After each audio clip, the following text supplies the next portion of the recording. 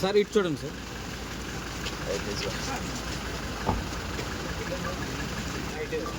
శ్రీహరి గారు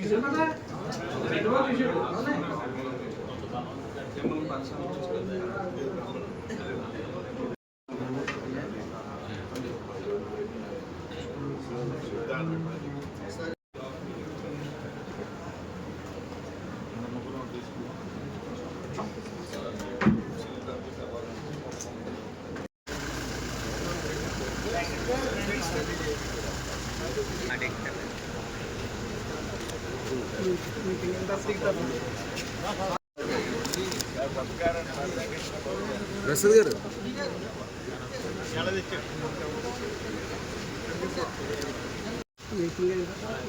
గారు చిన్నగారు కొద్ది వెనక్కి రండి.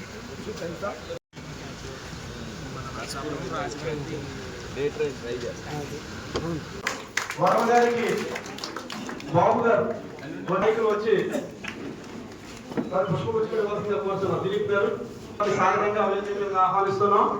అదేవిధంగా జిల్లా భారతీయ జనతా పార్టీ ఉపాధ్యక్షులు ఈ కార్యక్రమానికి మరో సార్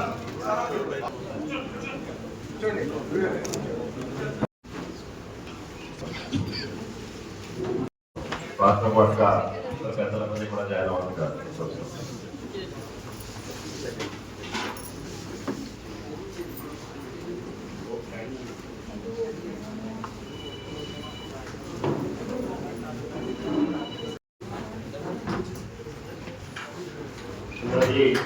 నమస్కారం. ఈనాటి ఈ కార్యక్రమానికి దేశవ్యాప్తంగా ప్రజాస్వామ్య అత్యధికంగా కార్యక్రమం నిర్వహించబడతాం. సంవిధాన్ అత్యధిక దివస్ అంటే భారతదేశంలో ప్రజాస్వామ్యం పూని అయిన రోజు అనేటువంటి విషయం. ఆ సందర్భంగా మనందరూ కలిసాం. మరి ఈనాటి ఈ కార్యక్రమానికి అధ్యక్షత వహించినటువంటి మిత్రులు శ్రీ పివిఆర్ గారికి, వేదిక మీద ఉన్నటువంటి పార్టీ సీనియర్ నాయకులు అందరికీ కూడా పేరు పేరున, వేదిక మీద ఉన్నటువంటి పెద్దలందరికీ కూడా హృదయపూర్వక తెలియజేస్తూ ఉన్నాను.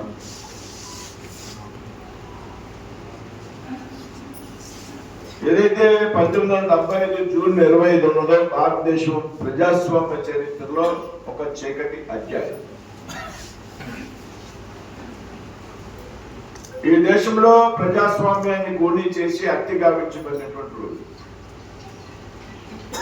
ఎందుకు మనం ఈ విధంగా ఈరోజు ఈ రకమైనటువంటి సదస్సులు నిర్వహించుకుంటాము అంటే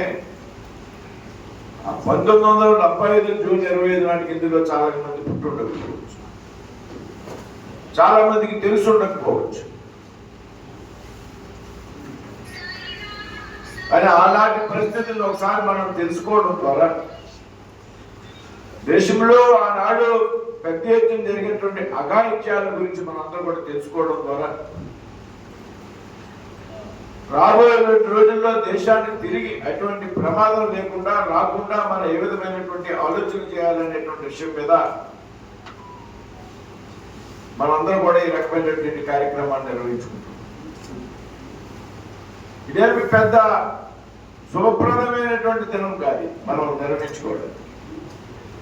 కానీ ఆలోచన ఏంటంటే ఎమర్జెన్సీ ఎమర్జెన్సీ ఎమర్జెన్సీ అనేటువంటి పదమే మనలో చాలా మందికి తెలుసు. కానీ ఆ కాలంలో జరిగినటువంటి అఘాయిత్యాల గురించి చాలా తక్కువ మందికి అవగాహన ఉంటుంది.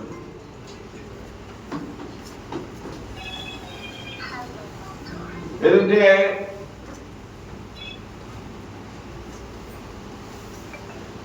శ్రీమతి ఇందిరాగాంధీ గారి నియంతృత్వ పరిపాలనకి వ్యతిరేకంగా ఉన్నటువంటి రోజులు అవి.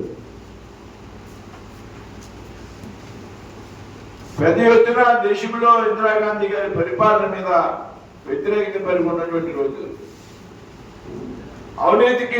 అవినీతి ఆకాశానికి అంటినటువంటి పరిస్థితి. ఏదైతే ఆవిడ ప్రధానంగా ఉన్నటువంటి రోజుల్లో 1972లో దేశానికి జరిగినటువంటి సార్వత్రిక ఎన్నికల్లో 1952లో ఈ దేశంలో సార్వత్రిక అంటే మొట్టమొదటి లోక్సభ ఎన్నికలు 1952లో జరిగింది. తర్వాత 57, 62, 67, 72. 72లో జరిగినటువంటి ఎన్నికల్లో శ్రీమతి ఇందిరాగాంధీ గారి ప్రభుత్వం అధికారంలోకి వచ్చింది. శ్రీమతి ఇందిరాగాంధీ గారు అలహాబాద్ అనేటువంటి ఒక లోక్సభ నియోజకవర్గం నుంచి, మీకు తెలుసు అందరికీ, ఉత్తరప్రదేశ్, అక్కడి నుంచి పార్లమెంట్ సభ్యురాలుగా ఎన్నిక కావడం జరిగింది. తద్వారా ప్రధానమంత్రిగా బాధ్యతలు స్వీకరించండి గాంధీ గారి నేతృత్వంలో న్యాయమూర్తులు, న్యాయవాదులు, జర్నలిస్టులు, ప్రింట్ మీడియా, పేపర్లు, పత్రికలు, దేశంలో ఏం జరుగుతుందో ఎవరికి తెలియనటువంటి పరిస్థితి. తమ భర్తలు ఎక్కడ ఉన్నారో తెలియనటువంటి పరిస్థితి. చాలా మంది ఆడపడుచులకి రోడ్డు మీదకి వెళ్ళినప్పుడు తీసుకెళ్ళి అరెస్టేట్ జైల్లో పెడితే భర్త ఏమయ్యాడో తెలియనటువంటి పరిస్థితి. ఇంతటి విషయానికి కాంగ్రెస్ పార్టీ బీజం వేసింది అన్నాడు. ఈ దేశంలో కాంగ్రెస్ పార్టీకి ఆనాటి నుండి ఈనాటి వరకు కూడా దేశం పట్ల చిత్తశుద్ధి, అంకిత భావం లేదనేటువంటి విషయం మీ అందరూ కూడా దయచేసి మనం గమనించాలి, అందరికీ తెలియజెప్పాల్సినటువంటి అవసరం.